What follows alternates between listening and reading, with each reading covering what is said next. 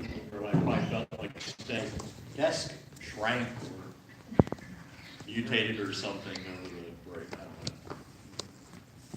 Not that I need a bigger one. Okay.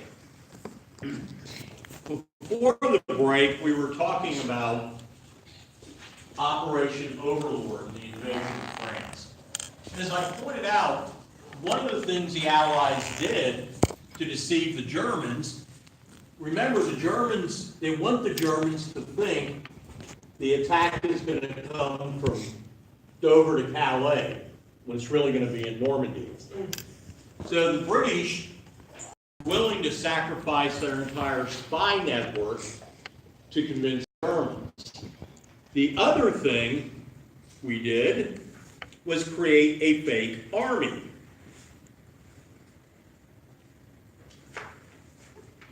The first United States Army group. George Patton had basically ran afoul of Eisenhower during the Italian campaign when Patton slapped several soldiers that basically had what we would term today post-traumatic stress disorder. Back then they called it shell shock, battle fatigue. One of them actually even had malaria, but Patton thought they were, quote, malingerers and cowards. I don't care if you are a general officer, you don't slap enlisted personnel, and you don't do it in a medical hospital, military hospital. The doctors reported him. He almost got court-martialed, and the American public wanted his hide when they heard about this. Now, Eisenhower wanted to punish him, but he didn't want to waste a perfectly good general. So he put Eisenhower in charge of this fake army, which, by the way, for Eisenhower was punishment. The Germans assumed, since Patton was probably the best Allied battlefield commander, that he would be leading the attack into France. So with him in charge of that fake army, the Germans, that helped convince them it would be in Dover to Calais. Now you can fake something like that. How do you fake the entire army? I mean, the Germans are going to fly reconnaissance, aren't they? They're going to be able to look down and,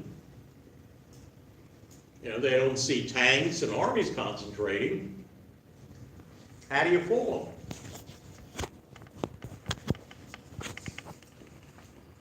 It was ingenious.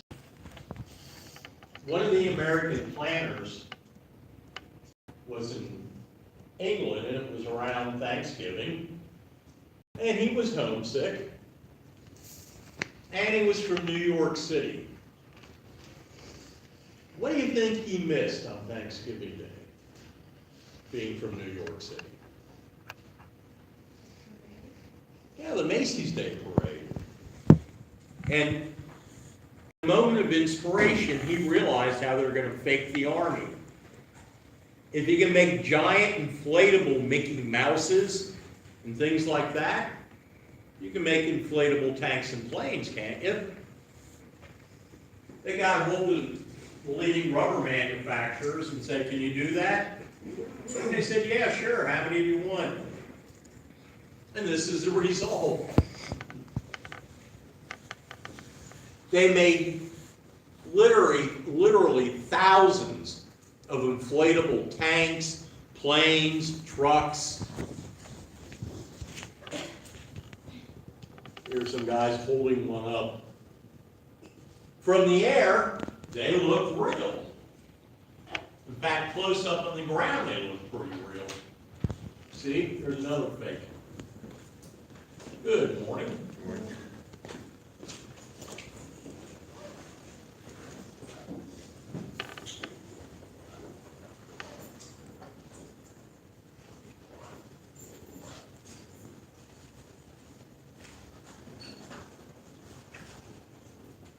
Now, the one thing that was not cooperating was the weather. The weather in early June was horrible.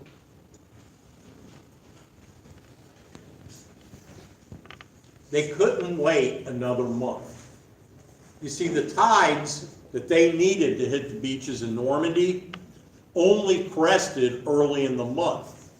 So if they don't attack by the 6th or 7th of June, they have to wait till July. And there's no way they can keep the deception that long. Finally, on the night of 4th to 5th June, the meteorologists told Eisenhower that there was likely to be a break within the next 48 to 72 hours. So he made the fateful decision to give the go-ahead. He kind of gambled a little bit. The weather didn't break, the invasion was doomed. And to show you what kind of guy Eisenhower was, kind of person, he wrote out 2 possible dispatches to send announcing the D-Day invasions. One, if it was successful, he gave full credit to the men that hit the beaches that day. Didn't even mention himself. The one he wrote out in case it failed, he took full responsibility for it. So that's the kind of guy Eisenhower was. He was willing to shoulder the burden. If it failed, it was going to be his fault. If it succeeded, he's going to give credit to the guys that hit the beach. So, D-Day, the 6th of June, 1944. The night before, 3 divisions of paratroopers drop in, and that morning, along 60 miles of coast, 58,000 Americans and 75,000 British and Canadians hit 5 beaches.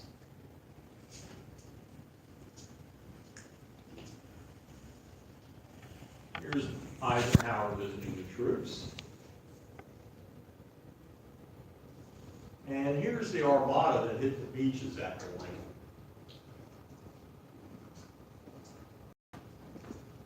Good morning. You're just in time for D-Day. Awesome. Yeah. Give you an idea of the extent. That's just one section of the beach. How'd you like to be one of the German sentries looking out over the English Channel that morning as the sun came up, and that's what you see heading at you? I can tell you what kind of day you're going to have, right?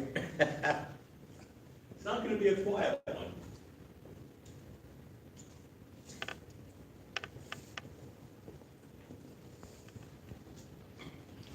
Not only are there Americans, British, and Canadians, there are contingents from most of the free Allied forces.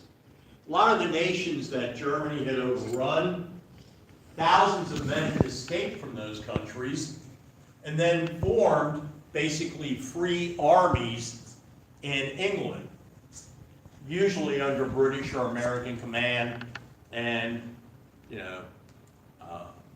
equipped by the Americans, things like that. There were free French, free Dutch, free Poles, probably about 2 or 3 free Luxembourgers for all I know. So you have contingents from most of the Allied forces.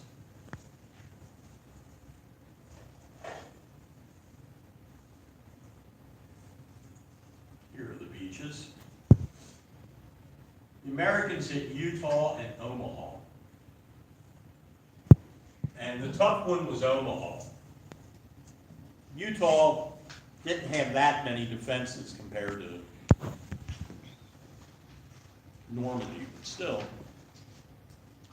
They won their beachhead, but 3,000 Allied troops were killed and 12,000 wounded that day.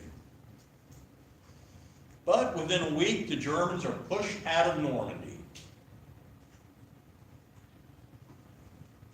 Progress is rather slow until July. And by the way, that's when they finally unleash George Patton with a real army as commander of the 3rd U.S. Army. We finally break out, and from there on, pretty much retake all of France. On the 25th of August, 1944, Free French forces, excuse the alliteration, Free French forces under General Leclerc liberate Paris. The Allies thought it would be a fitting gesture to allow the Free French to liberate their own capital. So, by the way, Leclerc is riding on an American Sherman tank, wearing an American-made uniform, carrying American-made equipment.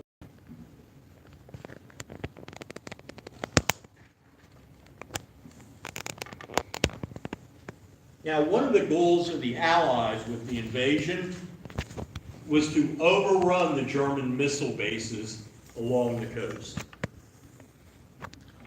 The Germans had begun launching both V-1 and V-2 missiles at England. The V stood for vengeance. These were, quote, vengeance weapons. The V-1 was really the first cruise missile. And the V-2 was the world's first ballistic missile. They fired thousands of these at Great Britain, killed over 9,000 civilians. And the Allies wanted to overrun these bases before they did any more damage. By the way, they did, and they had one other reason for overrunning the bases. What other reason did they have?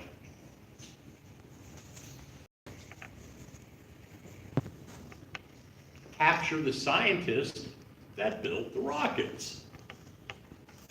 In fact, we captured a whole lot of them, including the head of the German rocket program, Werner von Braun. And what do we do with all these guys after we capture them? Take them out back and shoot them? What do we do? Yeah, bring them over here and put them to work in our missile program.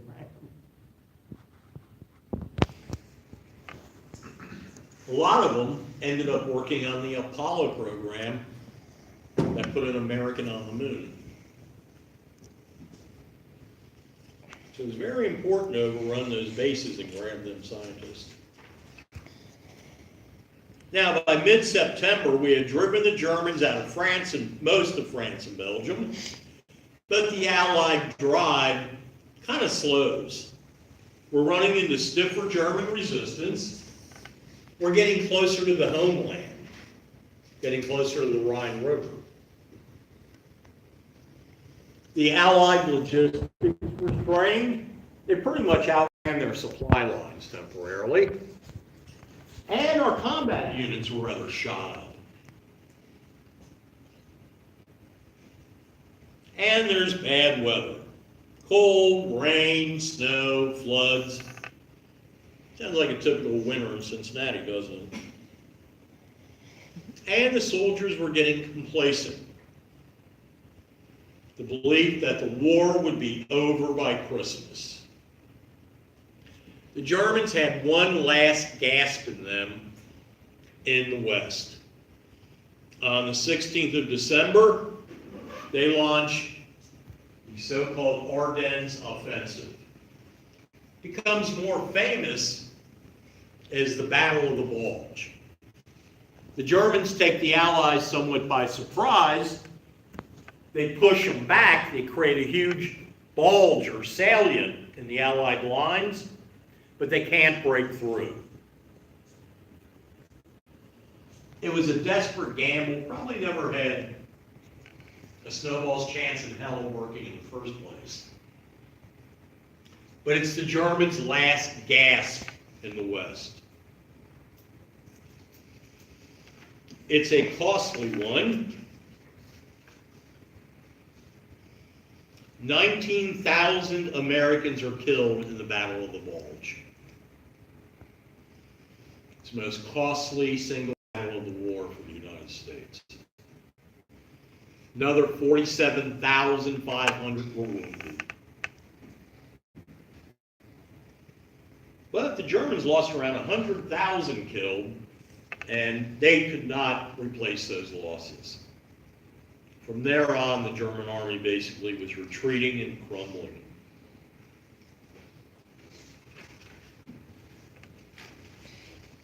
And to give you an idea of the conditions in the Ardennes. Oh, here's a V2 taken off. Here's the Battle of the Bulge. See why it's called Bulge. And here's what those guys were fighting in.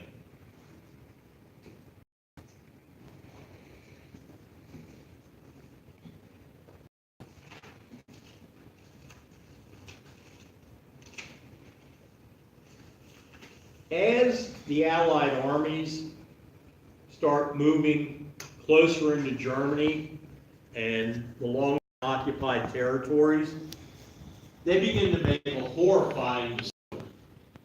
Russian troops stumble across it first. They start finding the Nazi death camps. In June of 1942, shortly after the United States entered the war, the Germans held something known as the Wannsee Conference, W-A-N-N-S-E-E. And it was there that the Germans planned for the, quote, final solution, the extermination of groups they considered to be Untermenschen, inferior peoples. Jews, gypsies, communists, gays. People would be murdered on a mass scale. Approximately 12 million people will be systematically murdered by the Nazis. About 8 million of them Jews.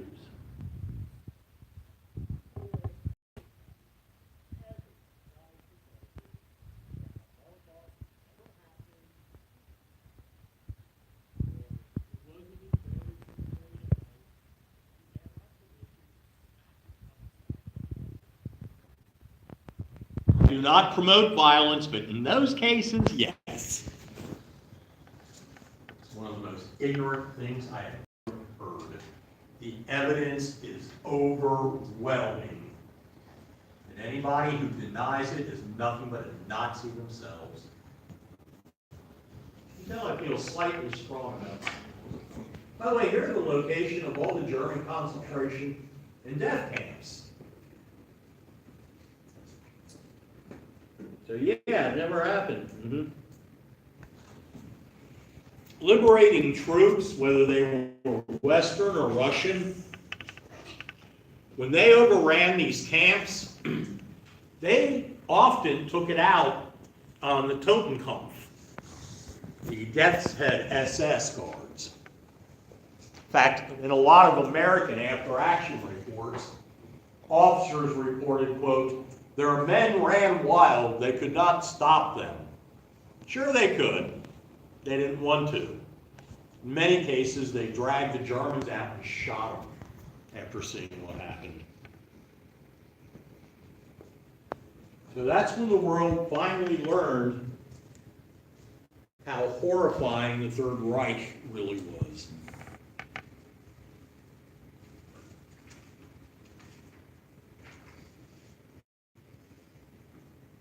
Here's the liberation of one of the liberation camps.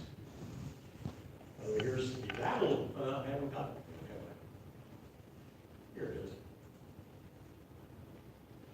Very grateful women.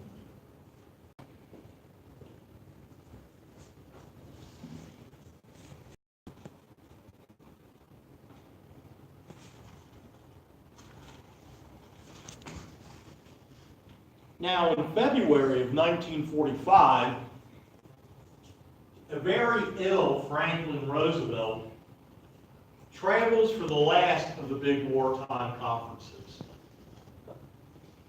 the Yalta Conference. Yalta was a resort town in the Crimea in the Soviet Union. Churchill, Roosevelt, and Stalin. By that point, the European war is almost won, and the Japanese were being defeated in the Pacific. So a lot of what they talked about was the post-war world. And it's at Yalta that the wartime coalition begins to unravel, begins to fray. One of the problems is the Russians, quote, liberated Eastern Europe, nations like Poland, Hungary, Romania, Bulgaria. They weren't quite liberating them. They were driving the Germans out. But when they drove the Germans out, they were installing puppet communist governments. And Churchill and Roosevelt protested that. Because under certain agreements, there were supposed to be free elections in all of the liberated nations. Now, there wasn't a hell of a lot we could do about it at that point. But you begin to see some of the cracks in the coalition that are going to lead rapidly to the Cold War after World War II. And as I pointed out, and it's kind of, if you go online, it's better, you can see how sick and tired FDR was. Being president for 12 years and dealing with polio and all that in the first place, he had basically worn himself out. He doesn't have much longer to live after this.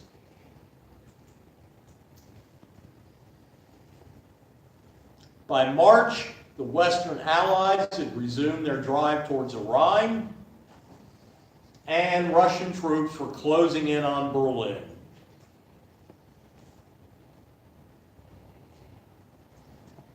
Unfortunately, on the 12th of April, 1945, Roosevelt, while down in Warm Springs, Georgia, suffered a massive cerebral hemorrhage.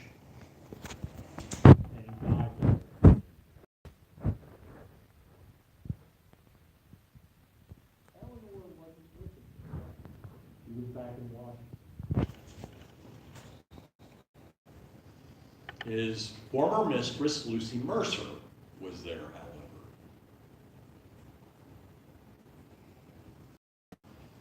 This put the brand new vice president, he'd only been vice president for a total of 12 weeks, Harry Truman, as president. Somebody asked Truman how he felt. He said, felt like somebody dropped a ton of hay on me. He was a farmer from Missouri. But Harry Truman is now the president. Hitler only outlives Roosevelt by 18 days. On the 30th of April, 1945, in the depths of the Führer bunker under Berlin, Hitler marries his longtime girlfriend, Eva Braun, and then they both kill themselves. I always use that as an example of what marriage can do to you. I'm joking. But they both took poison, and he also shot himself. And again, if anybody tries to claim that, Hitler didn't die in the bunker and all that, we have the forensic evidence. We know it was done. In fact, Stalin who hated Hitler like anything, kept part of Hitler's skull, the part where the bullet went through, and even years later, Stalin would be rip-roariously drunk with his comrades and all that, would pull it out and show people, yeah, this is Hitler's skull.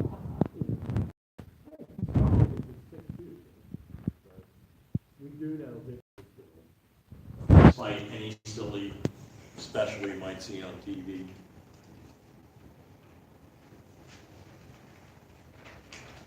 A little over a week later, on the 8th of May, 1945, the 1,000-year German Reich surrenders. It only fell 988 years short of being a 1,000-year Reich. Lasted 12 years. That was 12 years too long.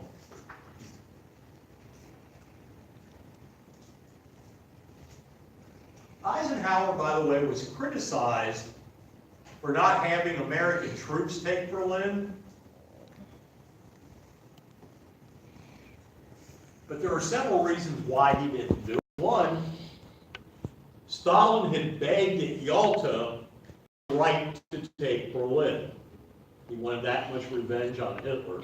Secondly, the Russians were closer. And third, it cost the Red Army 1 million casualties to take that city. Could you see Eisenhower trying to explain 1 million casualties to the American public? Especially when we already cut a deal to share the city. So,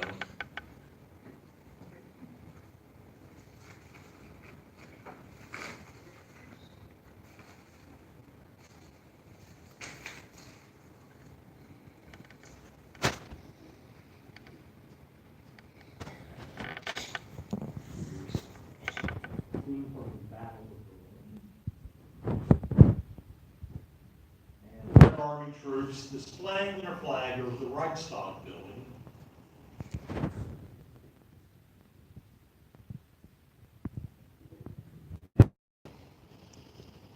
Now we're down to one enemy.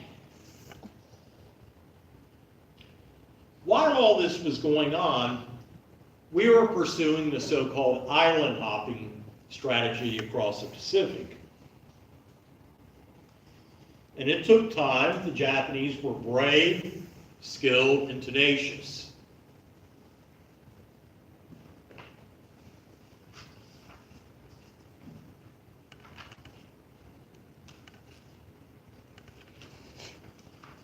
On the 17th of October, 1944, American and Philippine forces liberate the Philippines.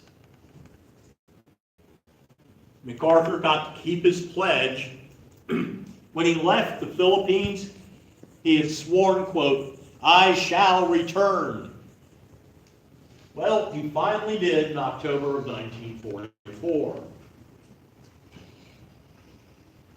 That same October, the Navy fights the Battle of Leyte Gulf, which is the largest single naval battle in World War II.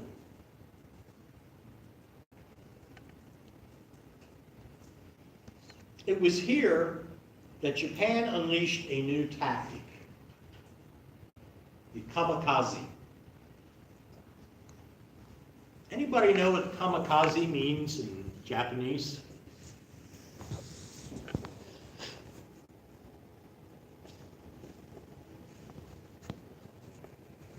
Kami means divine or magical. Kazi is a hurricane or high wind. So kamikaze means divine wind. Back in 1281, a hurricane had blown up and destroyed an invading Mongol fleet and saved Japan. 750 years later, the Japanese wanted to replicate replicate that, quote, divine wind, but this time using pilots and aircraft.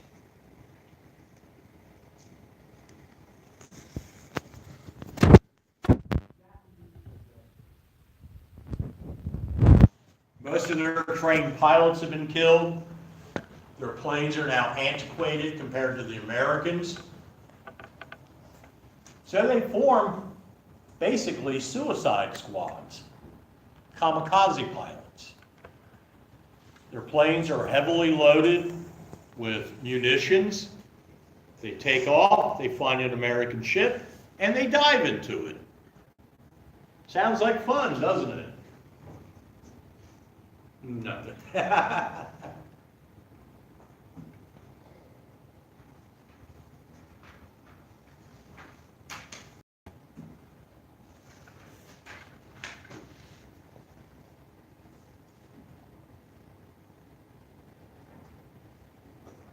Now, in February of 1945, we invade Iwo Jima, and then in April, the invasion of Okinawa begins. And this is where the kamikaze come out in force. The Japanese lose 4,000 aircraft defending Okinawa. 3,500 of them were kamikaze.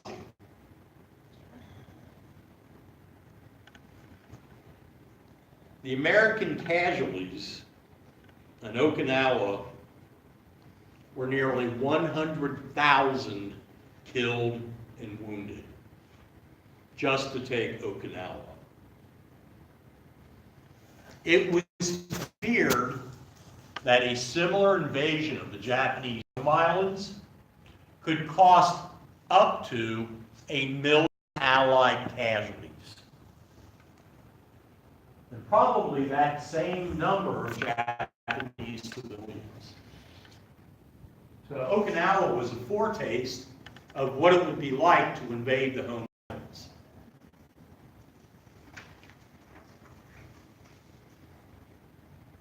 Now, beginning in 1945, we begin to unleash a firestorm on Japan. Oh, here's MacArthur in his very famous photograph returning to Philippines. And by the way, that photograph was staged about a half a dozen times before they got it right. MacArthur was a ham for publicity. Oops, had myself here.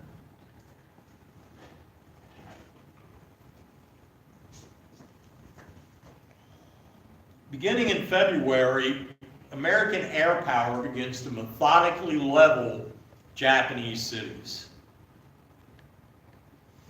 We had done the same thing to Germany, basically bombed their cities into rubble and killed about 600,000 Germans doing so. Over Japan, we're going to use mostly incendiary bombs.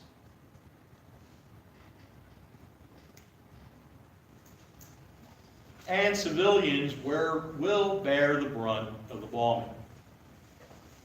On the 26th of May, 1945, Tokyo was laid waste by American bombers. The fires were still burning 3 days later. 130,000 Japanese civilians from Tokyo were burned to the ground. War has a horrible past, doesn't it? On the 15th of July, American bombers devastate 10 Japanese cities. On the 16th of July, 1,500 American bombers hit Japan. Much of Kobe, not the retired basketball player of the city, much of Kobe, Yokohama, Nagoya, Osaka were obliterated. Hundreds of thousands were killed, millions were left homeless. World War II was the epitome of total war. No distinction between combatant and civilian. Everything is a target. And your aim is to totally destroy the ability of your enemy to wage war. So as I said, it's a very brutal price. Now, while this is going on, in July of 1945, the last of the wartime conferences are held. Yalta was the last one with FDR. This time, it's the new president, Harry Truman. And the Allies are going to meet in a suburb of Berlin. It's called Potsdam. So this is conveniently known as the Potsdam Conference. The big three are different this time. To begin with, Roosevelt's not there. Churchill barely knows Truman. Stalin doesn't know him at all. Doesn't trust him the way he trusted FDR. Secondly, right after the conference started, the British public votes Churchill out of office. The new Prime Minister is Clement Attlee. By the way, the British public figured Churchill was an excellent wartime leader, which he was, and he would be a crappy post-war leader, which he probably would have been, given his attitude. So he lost in the first British elections after the fall of Germany, and he's replaced by Clement Attlee. Now again, Stalin doesn't know him.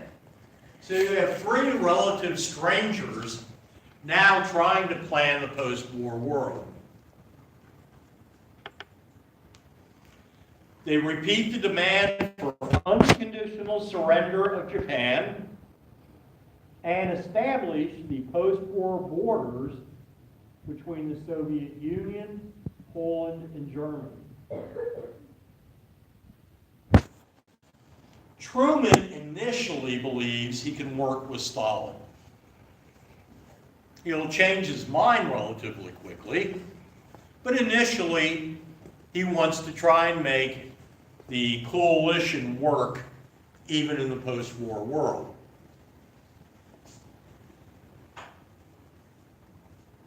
He tells Stalin at Potsdam that the United States has perfected a new weapon, a devastating new weapon, one that could end the war. And Stalin said, well, that's nice, you know. As soon as we can get the war over, better. You think he would have been a little more curious? He already knew about it. He already knew the United States had developed an atomic bomb.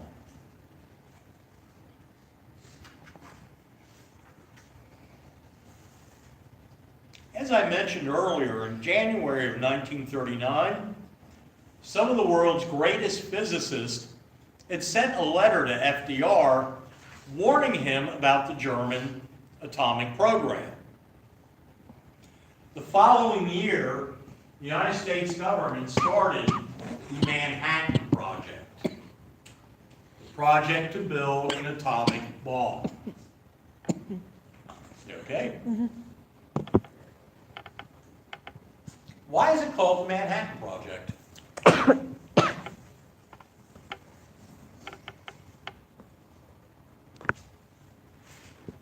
Because a whole lot of the initial work was done at Columbia University.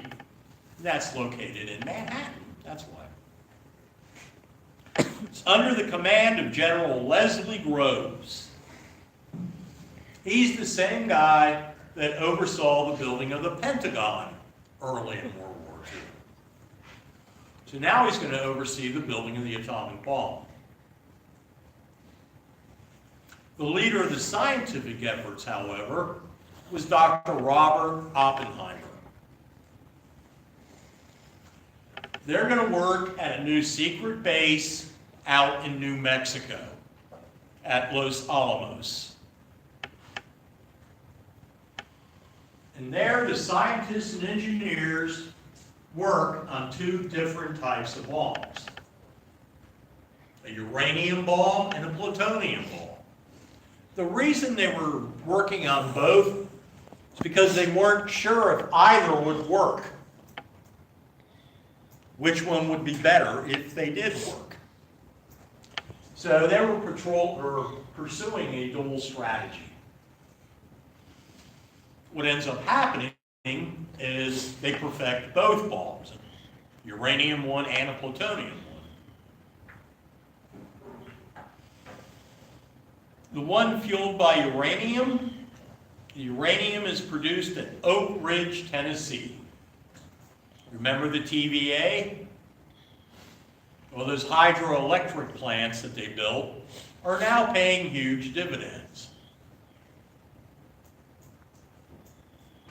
The other one, fueled by plutonium, the plutonium is refined at Hanford, Washington. And by the way, both of these are top secret facilities. Most of the people working there have no idea what they're working on. Only a handful of people. It's that compartmentalized. Only a handful of people actually know what's going on there. On the 15th of July, 1945, as Harry Truman arrives in Potsdam, we successfully detonate an atomic bomb in the pre-dawn hours. It's Trinity Bomb Site, it's known. And the world has entered the atomic age. Oppenheimer, witnessing what they had accomplished, remarked, "We have become Vishnu, the destroyer of worlds." The bomb was even more powerful than they expected. By the way, they had to come up with a cover story because this is out in the desert. There are towns 50, 75 miles away. Las Vegas, not the one where you go to gamble, it's another one, for example. And they could see the flash from this. So how do you explain dawn coming up an hour early? The cover story was a huge ammunition dump had blown up. That's how they covered the story.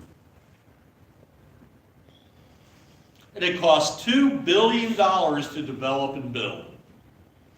And it had originally been designed to drop on Germany. But obviously Germany was defeated before we could use it on that.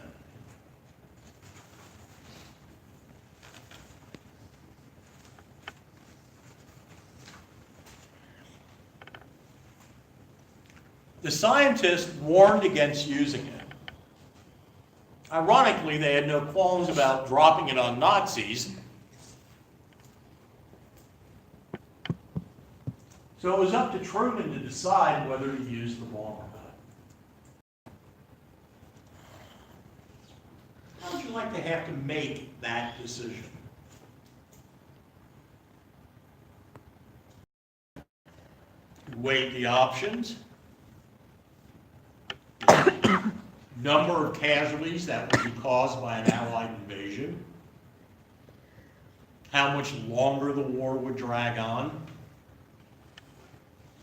and keep in mind, back then most people, unless you happen to be a physicist, really didn't understand the implications of a thermonuclear weapon. So Truman decides to use the bomb. And by the way, he lived to be a ripe old age. In fact, I had colleagues years ago when I was first starting out that also did American history, that actually had the honor of meeting him and interviewing Truman. And naturally, everybody wanted to ask him the same question. Did you ever regret using the atomic bomb? And he always gave the same answer. He said, well, take lightly. But once I decided to use it, I didn't lose a minute's sleep after that. So he always believed it was the right decision. Now, he had to authorize its use, but it was Secretary of War Stimson that had to pick the actual target. Again, how many of you folks would like that responsibility? Knowing you're signing the death warrant for tens of thousands of people, even if they are the enemy.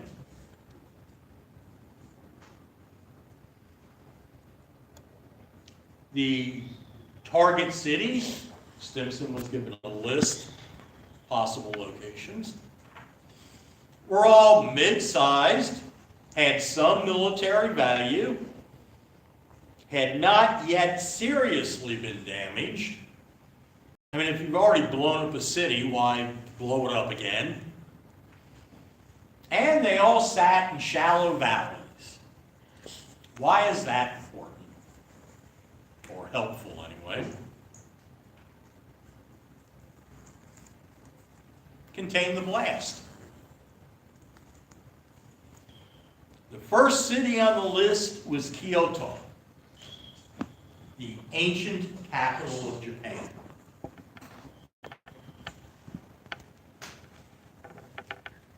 And it was spared through sheer luck and fate. Stimson was a lover and collector of Asian art. And Kyoto is one of the most artistic cities, one of the most beautiful cities in all the world. It has tremendous historical, architectural, and artistic value. Stimson took one look at that list and immediately scratched Kyoto off the list. One of the other target cities was his left.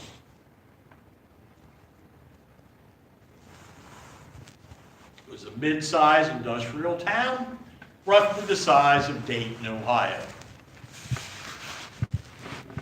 Hiroshima. I know Americans call it Hiroshima, but Japanese it's Hiroshima. About 245,000 people living there, and it was situated on 6 islands formed by rivers.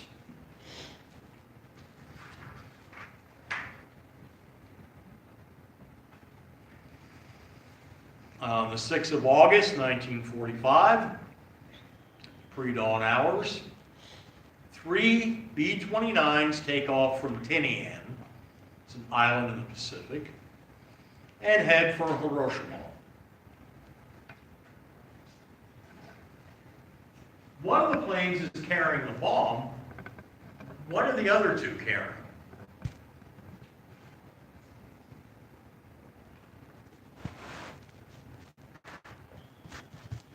One was a weather plane. It was taking meteorological readings the entire way. And the third one was a camera crew. It was a camera plane to record the event. They arrive over Hiroshima at 8:15 a.m. It was an extremely hot morning already, and it was clear and hot. The B-29s circle around the city, and the Japanese aren't unduly concerned. One handful of B-29s usually meant a reconnaissance mission or a meteorological mission. They weren't afraid it was going to be dropping bombs. When you see 600 of them, that's when you panic. The Japanese children, by the way, called them Nisans, not Nissan. Nisans.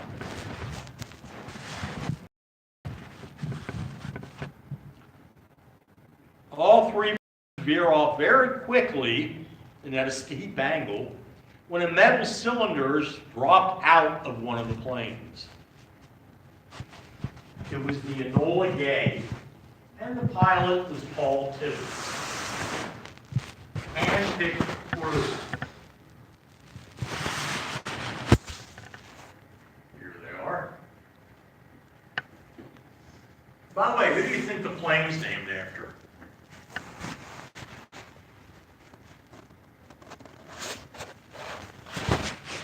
Tibbet's mother. Kind of ironic. You're dropping an atomic bomb out of a plane, he named after mom.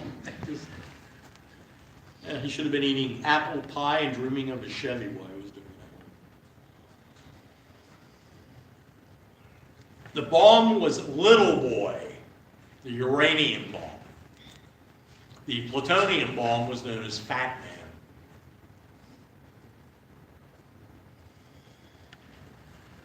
It explodes at about 3,000 feet, about a half mile up. That spreads the blast out.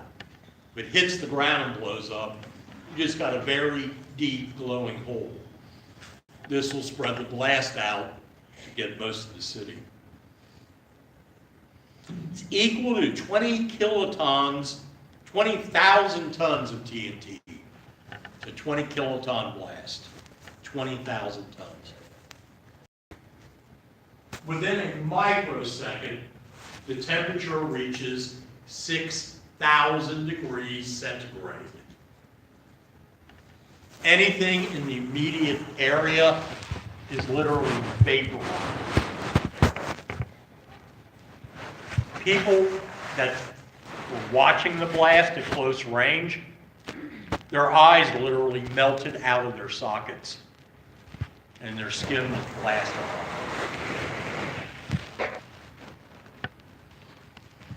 60,000 people were killed instantly. Another 100,000 wounded. The majority of them will eventually die. Overall, 130,000 people are killed. Many don't die for weeks. We didn't realize the danger and implications of the radiation. So many of them start dying later from radiation sickness. High fevers, skin peeling off, severe burns, vomiting, disorientation.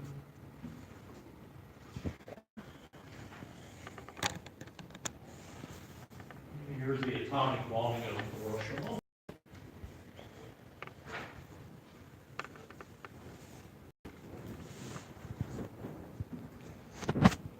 Now, the Japanese do not yet surrender. 3 days later, the B-29 boxcar drops the plutonium-fueled Fat Man on Nagasaki, wiping out that city and killing another 100,000 people. The following day, Japan agrees to surrender. And on the 2nd of September, 1945, Japan officially surrenders. It was on the decks of the USS Missouri, sitting in Tokyo Bay. Signing for the United States was Admiral Chester Nimitz, and signing for the United Nations was Douglas MacArthur. World War II was finally over.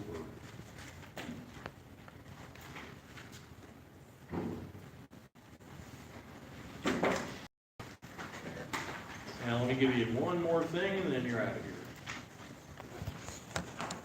soon as I can talk. The war cost the United States About 413,000 killed. Cost the Soviet Union 29 million people. Poland over 6 million. Germany nearly 6 million.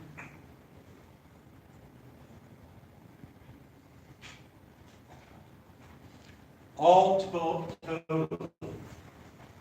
somewhere between 40 and 60 million people were killed in World War II.